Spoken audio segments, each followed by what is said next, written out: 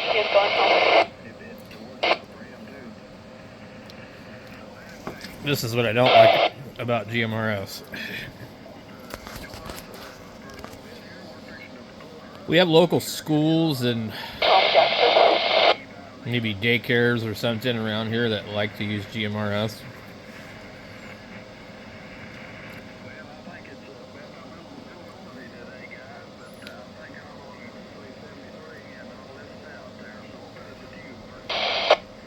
I couldn't imagine spending $200 on this thing. So I realized what they did to this thing. They cut off the T connector, which is really a bummer. I don't really have too many of those cables anymore, but why would you cut the T connector off? And they had a cigarette lighter plug in there that was rated at 15 amps, and it was a smaller gauge. I don't know, maybe it did go to this. I was reading something where this particular radio was supposed to come with some funky looking antenna, and an NMO mount, which there was an NMO mount in the bag. Let me see if we can find this thing on Amazon.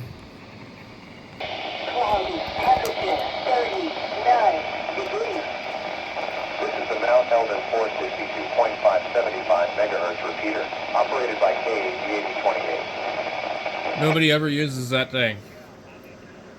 And it's on the same frequency that another one that has heavy usage is on. So, these guys get all butthurt when they hear both of them at the same time. Mount Eldon is, I don't know how far from the Towers Mountain one, but most places around here you're going to hear both of them. But I've never heard anybody that I was really sure if they were on the other one. But the thing is, it wouldn't really matter which one you're coming in on, as long as everybody could hear on both of them. But I don't know. I just got it scanning. But I wanted to go look and see. We can look up this thing. So we want the mxt400 micro mobile is what it's called. It's been replaced by this one, I think. It's a lot of money. I would hope that this one has a better system than the other one. So what I've learned about this since having it now a day like that is that the DCS tones are not the actual DCS tones that you would put in there. They have numbers 1 through 104 on that radio, and they do not equal what the DCS tone would be. You have to look them up on a chart. So in the manual here, we go to this chart in the back. Let me find it. They call it DCS privacy codes. So earlier I needed a code of 455. I think it was 455. 445. You see, it has to be number 57. So, I guess DCS codes start at 23 and they skip a bunch. I don't know. But I just thought maybe they could have just actually used the real codes, you know? Like, so 104 is 526, and number 1 is 23. And you have to know this. Now, CTCSS is actual ones. It shows the frequency. It doesn't show 1, 2, 3, 4, 5, 6, 7, 8. It actually shows the frequency, like it should. I don't know if this manual is implying that some of them don't, but at any rate, $399 for this thing. That is a lot of money for a GMRS radio. A lot of money. Now, I'm not sure what they got going on here. It's just a USB to plug in, which I guess is kind of neat.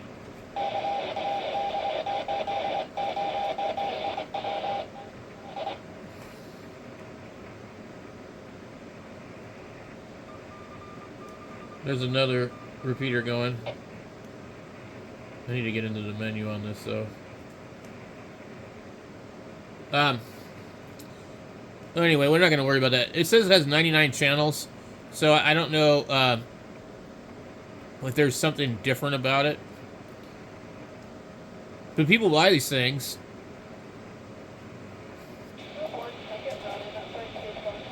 And then there's this one. This is only 15 watts. And then, is this an actual Midland or a damn Mungfang? It's an actual Midland, but it really looks like, I don't know, interesting. So actual legit, you know, GMRS radios, as you can see, they're not cheap. So, I don't know how many people actually really use them. There's another 15 watt one.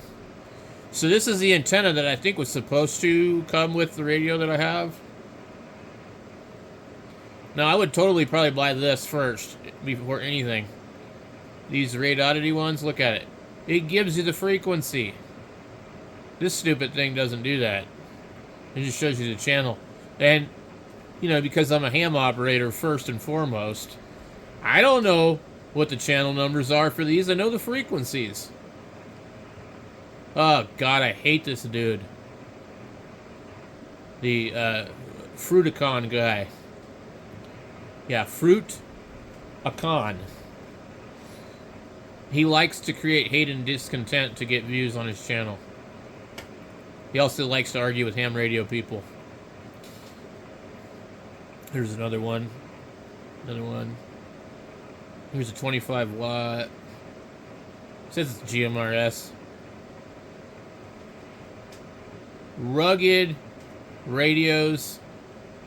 And they just sell some other junk that's somebody else's. And you are taking it in the shorts, buying some ching chong radio from them.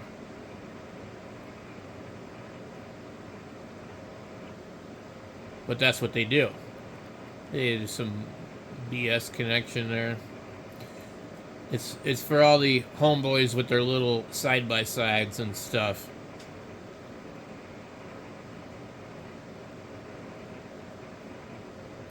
I was down in Phoenix, I saw some idiot on a side-by-side driving on the shoulder of the freeway. Here's a BTEC GMRS. It looks pretty cool. Looks more like a ham radio to me. It's got an FM button. What else is it capable of?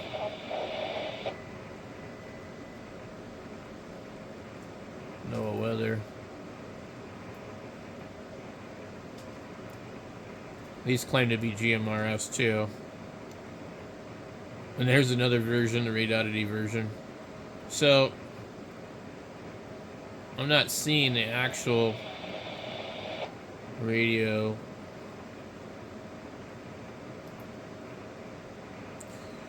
I mean, it's on here, but it's not really available, is what the issue is.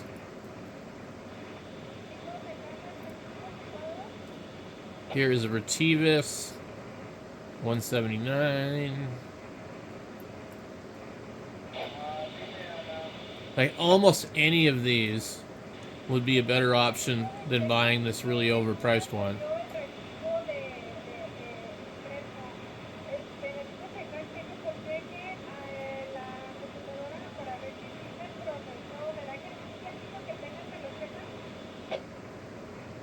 Here's a QYT.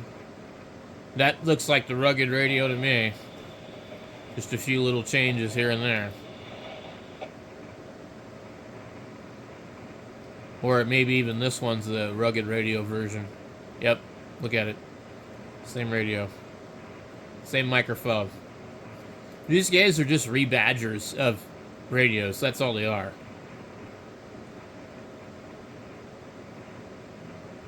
Midland business radios. Anyway, standard horizons VHF. That's marine radio. So with these, I don't know if we're gonna find it on here. Here's a QYT. That's not GMRS. It's UHF VHF. I don't think it's going to show it to us, so we're going to have to look it up like a little bit more specifically. Let's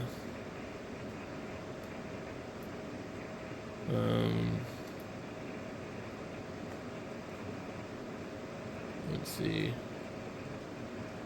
Interesting. I don't know why I can't find it. Well, we'll do this then. Well, I don't want... I'm being lazy. I don't want to. For one, I can't reach the keyboard very well from my operating position here. It's just how it is. Okay.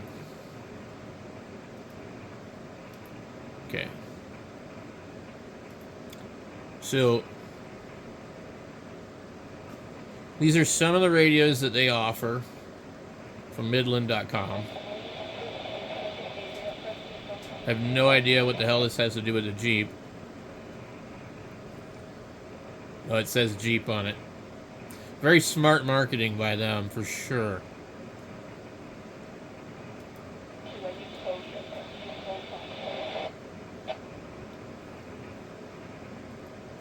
So I'm not sure that you can get this radio anymore. I prefer this radio's display over the blue one, for sure. Okay. It doesn't look like that it's on their website anymore. But I ended up on another page where it did show up, which is strange. Okay, so MXT Micro Mobiles, when we do that. And what's weird is these are all like a lot cheaper than what I found that other one for. Alright, back out of here and see what... So here it is on Amazon where I found it before, and it's unavailable, but this is it. And it has a bunch of reviews, and see, it just shows you just the channels, but it says high power GMRS radio channels 1 through 7 and 15 through 22 provide increased range over the long range. 15 high power channels. Okay, yeah. So not you can't tell it to do high power on some of the other channels. I guess it does have NOAA weather. Okay. Let's see if we can actually find like a different seller selling it. Doesn't look like it. Walcott Radio probably has one, and here's Midland Radio, which same website. Why is it on here? At the time, this was their most powerful radio, I guess. Okay, Walcott Radio.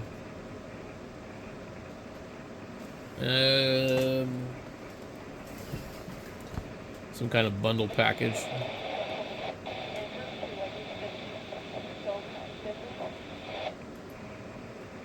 Check out this replacement item. What? $900?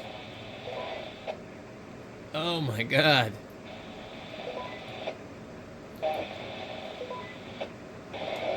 $274.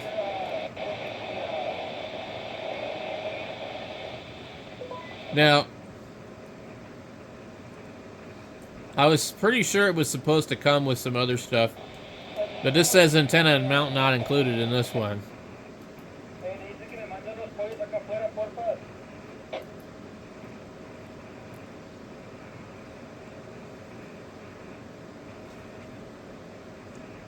Let's see.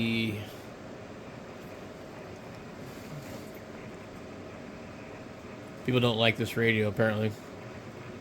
After kind of viewing the GMRS community from afar for a while, I wanted to hop into the higher wattage radio with a good set of bells and whistles. I recently purchased the mxt400. Midland's website had good sale on the bundle with everything I needed to install for only $30 more than the 15-watt model in the same bundle. I was apprehensive about buying the mxt400 at first, as I have read several review places that the 400 lacks features that without a radio is no more than a toy. Features like split tone and wideband were often reported as missing on this radio, or only programmable via the PC cable, both of which were reported hard to find. I was willing to program with a PC and a cable and found where to get both pretty quick.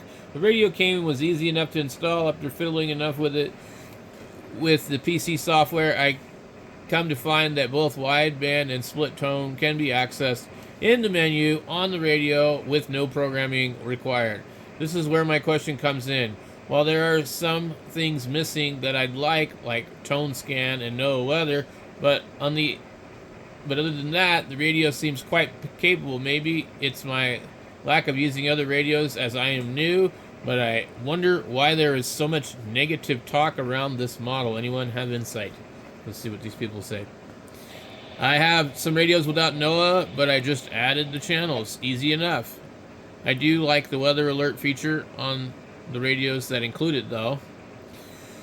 Midland updated the firmware on the 400 a few years ago to give it GMRS wideband capability. Prior to that, all of their MXT mobiles were narrow FM only. We expect most of the users will be talking with people using NFM FRS radios. Essential concept given out, not an exact quote. The mxt115 is NSM only still, as I recall, though it has allowed separate TRX tones. Tone scan is something rather new. Remember that originally a GMRS license listed only 2 frequency pairs for repeater, and those were only frequencies with repeater capability only could be used, and blah blah blah blah. Given the 2 frequency limit, the odds were good that no one knew the tones for the repeater of interest. Most all GMRS repeaters were operated by businesses or government entities. Blah blah blah blah blah blah blah. It's just so much talk there. Midland FRS GMR radios, in my honest opinion, are junk. Their design engineers, from what I have seen, apparently never used an FRS GMRS radio or talked to anyone who did. Let's start with the HTs. Yeah, anyway, we're not going to read all this, but I would agree. And since you can't buy this radio anymore, I don't think, you probably won't have to worry about it. But it seems like quite a capable radio, but it's got many shortcomings, in my opinion. I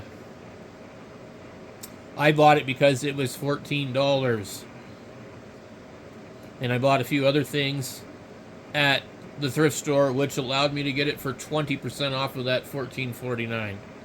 So it was a no-brainer for me, but I would have never ever bought it even for half price new. So regular $274, on sale $199. So that's kind of what I found it for on Amazon. I did find one place that was selling it. I don't know why it's not showing up anymore, but it just kind of seems like a disappointment for a radio that's very overpriced, along with all the other stuff. And I don't know why anybody would run this radio if they didn't buy it secondhand. That's just my thoughts, guys.